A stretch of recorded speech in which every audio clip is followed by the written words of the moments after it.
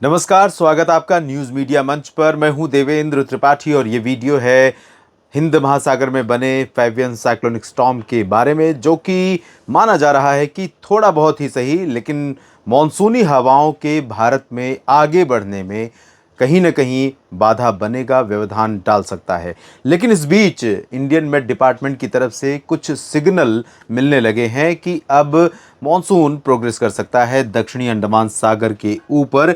लेकिन मेरा ये मानना है कि जिन क्राइटेरिया की बात हम केरल में करते हैं, केरल में आगमन की, अगर उन्हीं क्राइटेरियाज को देखें, उन्हीं मापदंडों को देखें, तो यहाँ पर आप देख सकते हैं पूरा का पूरा जो बंगाल की खाड़ी और अरब सागर का क्षेत्र है, ये है बंगाल की खाड़ी, ये अरब सागर। यहाँ पर हवाएं अभी भी कंसिस्टेंटली दक्षिण पश्चिमी दिशा से नहीं पहुँच रही हैं, अलग अलग दिशा है। लेकिन देखना होगा कि अनाउंसमेंट केरल, दक्षिणी अंडमान सागर में और अंडमान व निकोबार द्वीप समूह के दक्षिणी भागों पर कब पहुंचने की घोषणा की जाती है। इस बीच साइक्लोनिक स्टॉर्म की क्या स्थिति है? फेबियन साइक्लोन जो भूमध्य रेखा के नीचे बना हुआ है, इस समय इसकी स्थिति क्या है? ये अब कैटेगरी 3 से वापस 2 होने के बाद फिर से कमज़ोर होने लगा है, लेकिन अभी भी इसके आसपास, ये कल की स्थिति थी जब 100 नॉट्स यानी 200 किलोमीटर प्रति घंटे की रफ्तार से हवाएं इसके आसपास चलने लगी थी, और तीसरी कैटेगरी का यानी कि वेरी सीवियर साइक्लोनिक स्टॉर्म बन चुका था। Cyclonic storm, severe cyclonic storm, उसके बाद तीसरा है वेरी सीवियर साइक्लोनिक स्टॉर्म।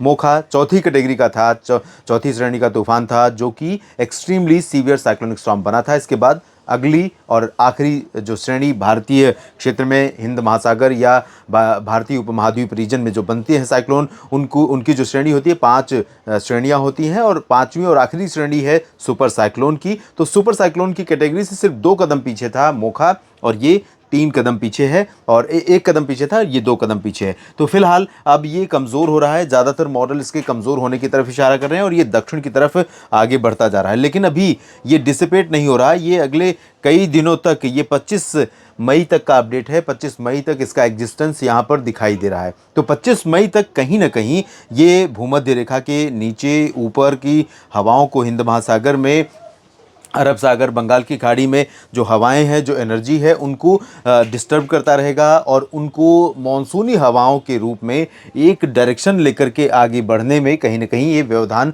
बनता रहेगा। तो ये और इसके पहले जो साइक्लोन मोखा आया था, दोनों तूफानों को केरल में कहीं ना कहीं पहुंचने, मॉनसून में जो विलंब होने की संभावना जताई जा रही है, केरल में मॉनसून के आगमन की, उसके लिए कहीं ना कहीं इन दोनों सिस्टमों का अहम रोल माना जा सकता है। बाकी जो कंडीशंस हैं वो अभी फेवरेबल हैं, लेकिन इन दोनों सिस्टमों ने कहीं ना कहीं उसकी रफ्तार को, मॉनसून की रफ्तार को थोड़ा सा विराम या ब्रेक लगाने की कोशिश की है। देखना होगा, थोड़ा सा इंतज़ार करना पड़ेगा। अनुमान यह है कि पहले सप्ताह के आखिरी समय में केरल में मॉनसून दस्तक देगा, जून का जो पहला सप्ताह का आखिरी समय होगा।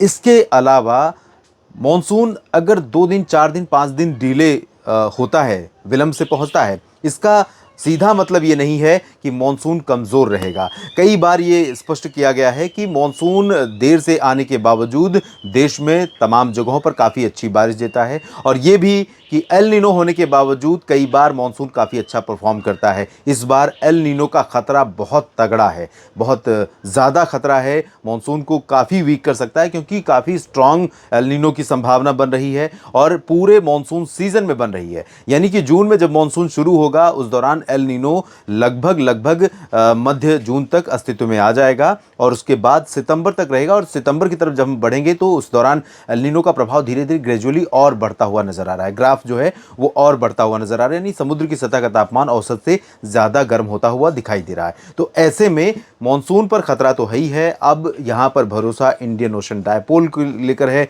भारतीय उपमहाद्वीप में हिंद महासागर रीजन पर जो इंडियन ओशन डायपोल आईओडी होता है, उसके पॉजिटिव होने पर ही भारत का मॉनसून सुधर सकता है। और पॉजिटिव होता है तो कहाँ पर होता है ये मैं आपको बता दूं। अगर पॉजिटिव होगा तो इस साइड का जो रीजन है पूरा, इधर अच्छी बारिश होती है, और ये रीजन पॉजिटिव हो जाता है, जहाँ से मॉइस्चर भारत की तरफ आगे बढ़ता है मूव करते हुए। तो देखना होगा, माना जा रहा है कि आईओडी पॉजिटिव हो जाएगा। अपडेट करूंगा आपको अगले बुलेटिन में, अगले वीडियो में। फिलहाल इस वीडियो में इतना ही। लगातार जुड़े रहिए मौसम तक चैनल और न्यूज़ मीडिया मंच के साथ। और दोस्तों, अगला वीडियो मैं ज़रूर इन्फॉर्मेशन के साथ आपके साथ शेयर करूंगा, मॉनसून से जुड़ा हुआ। आप मेरे साथ बने रहिएगा। धन्यवाद।